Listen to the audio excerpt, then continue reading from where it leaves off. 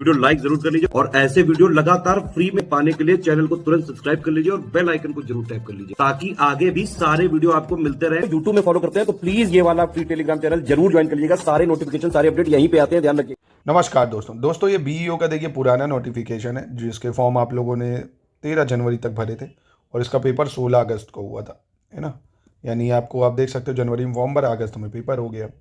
अब ये जो नई वैकेंसी है जो अभी फरवरी में आपको इसका नोटिफिकेशन निश्चित देखने को मिलेगा, ठीक है। इसका एग्ज़ाम पैटर्न आइए देख लेते हैं, प्रीवियस ईयर पेपर देख लेते हैं और एलिजिबिलिटी जो इसकी है वो संभावनाएं जताई जा रही है कि वो एलिजिबिलिटी चेंज होंगी, है ना। वो एलिजिबिलिटियाँ चेंज होंगी। तो एलिजिबिलिटी पे अभी तो बात नहीं करेंगे क्योंकि अब एलिजिबिलिटी के मैंने आपको इससे पहले अगर आपने शॉर्ट्स देखा होगा मैंने बताया था, इससे पहले जो था वो साधारण ग्रेजुएशन लेते थे भाई, है ना, और बीएड ले लेते थे। बीच में कोई अल्टीग्रेड डिप्लोमा वगैरह चलता था, समकक्ष जो हो बीएड के वो चलता था, पर समकक्षता शब्द नियमावली बदल के हटा दिया गया है जिससे भर्ती फंसे ही ना। अब समकक्षता सब हट गया, अब इसमें चांसेस यही कह रहे हैं भाई कि या तो साधारण ग्रेजुएशन करेंगे ये लोग, या ग्रेजुएशन के साथ बीएड जो चल रहा था सिर्फ बीएड चलेगा, समकक्ष हट जाएगा, सिर्फ ग्रेजुएशन बीएड चलेगा। या कई बार आ रहा है न्यूज़पेपर्स वगैरह में कि आयोग बदलना चाह रहा है, पोस्ट ग्रेजुएशन के साथ बीएड लगा रहा है या सिर्फ पोस्ट ग्रेजुएशन लगा रहा है। तो ये तो अभी देखिए जैसे ही नोटिफिकेशन अभी फरवरी में आएगा आपका, है ना, उसमें ये क्लियर हो जाएगा। और आपका जो कैलेंडर अभी आना है इसी हफ्ते एक्सपेक्टेड है कैलेंडर, उसमें इसकी एग्ज़ाम डेट आ जाएगी आपकी। तो यानी लगभग आपको 7-8 महीना मिलता है। आइए देख लेते हैं क्या क्या चीज़ें हैं। देखिए इसकी एज लिमिट की अगर बात करें तो 21 से वही 40 साल है। SC ST OBC को 5 साल का जो एज रिलैक्सेशन मिलता है वो है। अभी कितनी है, 21 से 40 साल है भाई, ठीक है। तो मेनली अभी हम लोग एग्ज़ाम पैटर्न पे बात करते हैं क्योंकि एलिजिबिलिटी अभी इसकी चेंज होने की संभावनाएं हैं। तो सबसे पहले अभी आपको प्रीवियस पेपर भी दिखाऊंगा। इसमें प्री में सिर्फ एक पेपर होता है, प्री में एक पेपर होता है आपका, सिर्फ 120 सवाल आते हैं, 300 नंबर का होता है। तो यानी आप समझ सकते हैं, यानी एक सवाल आपका जो है वो 2.5 नंबर का होता है, एक सवाल 2.5 नंबर का। तो निगेटिव मार्किंग कितनी है, तो निगेटिव मार्किंग वही 1/3 होती है भाई, 1/3 निगेटिव मार्किंग है। तो 120 सवाल आते हैं। सिलेबस की बात करें तो साइंस मेजर चंक है इसका। क्या क्या है आप देख सकते हैं यहाँ पे, साइंस है, हिस्ट्री है, इंडियन नेशनल मूवमेंट यानी ये हिस्ट्री हो गई, साइंस हो गई, पॉलिटी हो गई, इकोनॉमी हो गई, आर्ट एंड कल्चर है, Indian agriculture, commerce and trade, population, ecology, urbanisation, India और वर्ल्ड ज्योग्राफी हो गया, करंट अफेयर्स, जनरल इंटेलिजेंस और लॉजिकल रीजनिंग के भी थोड़े बहुत सवाल आते हैं, बहुत बेसिक लेवल के, अभी दिखा रहा हूँ आपको। मैथ्स के भी हल्के सवाल आते हैं 10th लेवल के, ठीक है। और special knowledge regarding education, culture, agriculture, यानी ये जो बीएड में आपने थोड़ा बहुत पढ़ा है उससे संबंधित। आओ पहले प्रीवियस ईयर पेपर देंगे फिर मेंस पे डिस्कशन करेंगे। तो ये बीईओ का पेपर है प्रीलिम्स वाला, ठीक है, इसको देखते हैं। देखिए इसमें मैथ्स रीजनिंग से आप मत डरो, मैथ्स रीजनिंग के टोटल मिला के अगर मैं देखूँ तो 14 सवाल आए थे सिर्फ, है ना। अभी वो भी दिखा रहा हूँ, एकदम बच्चों वाले थे वो। तो ये 120 सवाल का पेपर है। देखो जैसे फ़ारेनहाइट पैमाना जो है 200 डिग्री फ़ारेनहाइट है, तो इसका मान सेल्सियस में क्या होगा। तो ये बहुत ही बेसिक फार्मूला आपने पढ़ा होगा, F = 9/5 × C + 32। बस ये करना था, है ना, हो गया सवाल, आसान पेपर है। फिर देखो ये बहुत ही सिंपल सा आर्टिकल था, abolition of title, freedom to manage religious affair, protection of language of minority, right to education. तो भाई टाइटल हम हटाते हैं 18 से, right to manage religious affair 26 में था, प्रोटेक्शन ऑफ माइनॉरिटीज 29 में था, राइट टू एजुकेशन 21 में था, ये था। फिर पूछा है 74वें संविधान संशोधन के बारे में बताना था कौन सा यहाँ सही है ना, जिसमें हमने नगर पालिकाओं को ऐड करा था, वो है। फिर देखो पूछ रहा था भारत में किसे शिशुओं और अवयस्कों के साथ आर्थिक और सामाजिक योजनाओं के लिए विधि निर्माण की शक्ति है भाई, यानी किसको एम्पावर करा गया है, इकोनॉमिक और सोशल प्लानिंग, ये इन्फेंट एंड माइनॉरिटीज़ के लिए, ये था। सोशल रिफॉर्म्स यानी सभी सामाजिक सुधारक मानवतावादी हैं, सत्य है या नहीं ये आपको बताना था। फिर ये देखो आर्टिकल्स से रिलेटेड सवाल है। अब ये मैथ्स रीजनिंग का देखो सीरीज कंप्लीट करनी थी, 4, 10, फिर क्या आएगा, ये मैथ्स से रिलेटेड सवाल है कि ए जो है वो बी का भाई है, बी सी का भाई है, और सी और डी का पति है, ई ए का पति है, मतलब रीजनिंग का सवाल है, सिंपल। तो बहुत बेसिक रीजनिंग है, इसमें इतना कुछ बड़ा नहीं था। ये करंट अफेयर से देखो रिलेटेड सवाल था, 16 जनवरी 2020 को संपन्न हुआ, है ना। अगस्त में पेपर हुआ है, देखो 2020 का करंट पूछा गया है, यानी आप 10 महीने का करंट पढ़ते हैं तो चीज़ें हो जाएंगी। ये पेपर मैं आपको PDF शेयर कर दूंगी, आप लोग कहेंगे तो पूरे 120 सवालों का पेपर आपको मैं सॉल्व करके दिखा दूंगा।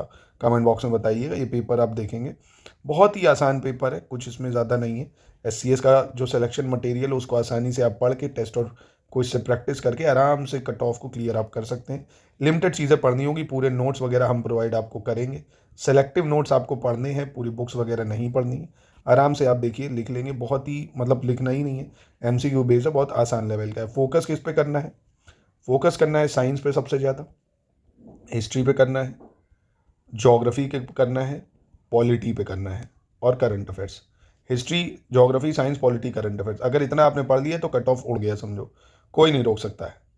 क्योंकि कट ऑफ की अगर मैं बात करूं, इसमें अभी सैलरी भी बताऊंगा आपको, कट ऑफ की अगर मैं बात करूं तो RTI के माध्यम से कट ऑफ जो जनरल का जारी किया गया था वो 137 करा गया था। कितना करा गया था? 137 नंबर। और EWS का 152 नंबर था आपका, है ना, काफ़ी ज़्यादा। SC की बात करें 123, ST का 105 और OBC की बात करें अगर तो 165 और महिलाओं की बात करें अगर तो 137। ठीक है, ये RTI के माध्यम से बताया गया था प्रारंभिक परीक्षा का कट ऑफ। और ये चीज़ याद रखो, ये 300 नंबर में कट ऑफ है। आप कहेंगे हैं इतना कम? हाँ, ये 300 नंबर में है भाई। 137 कट ऑफ का मतलब अगर आपने 60 में से, वो 60 कह रहा हूँ, 120 में से 55 सवाल सही करे थे तो आपका पेपर निकल गया था।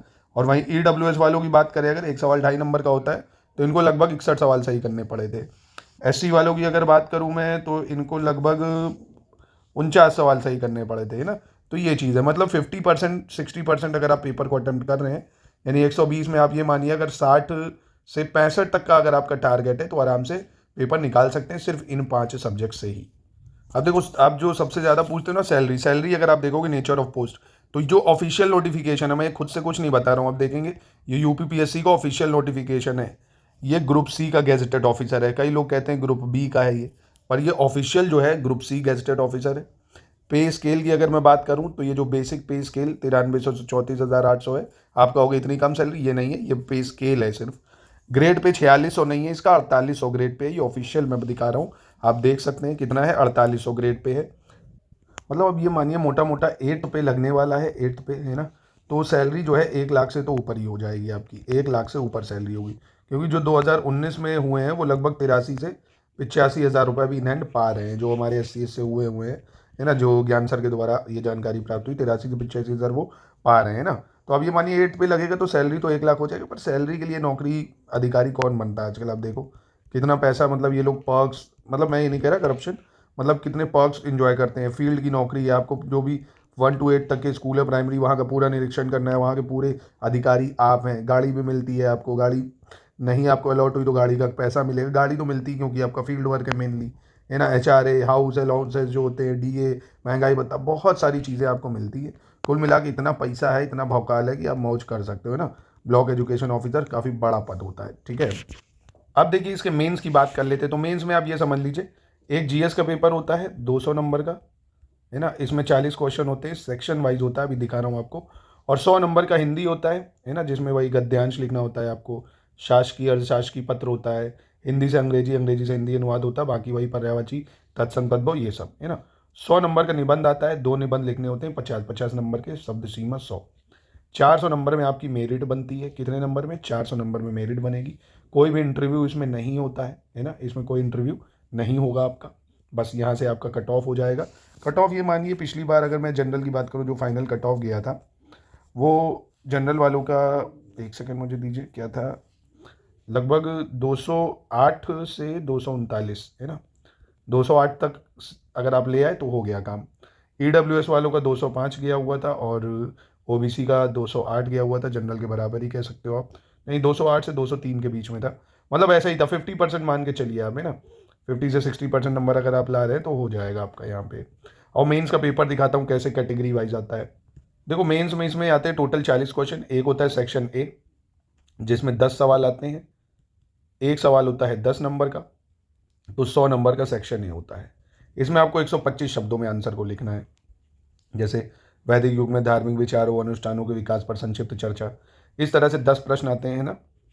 फिर सेक्शन B जो होता है, इसमें आपके कितने प्रश्न होते हैं? 10 प्रश्न इसमें भी होते हैं। कितने होते हैं? 10 प्रश्न होते हैं। एक प्रश्न 6 नंबर का, यानी ये सेक्शन हो गया 60 का। यहाँ पे शब्द सीमा बहुत कम है, 50 वर्ड ही है, 50 वर्ड शब्द सीमा है। जैसे मनसबदारी सिस्टम क्या है, वर्नाकुलर प्रेसेक्ट क्या था, सूखे के क्या कारण है, कृषि सिंचाई योजना क्या है, संविधान में बाल श्रम से संबंधित प्रावधान क्या है, 2020 की मुख्य विशेषता जो मानसून की थी क्या है, बहुआयामी गरीबी सूचकांक और भारत, बहुत ही आसान आप देखेंगे। तीसरा और लास्ट सेक्शन होता है, इसमें 20 सवाल होते हैं, एक सवाल जो होता है वो 2 नंबर का होता है, तो हो गए 40 नंबर।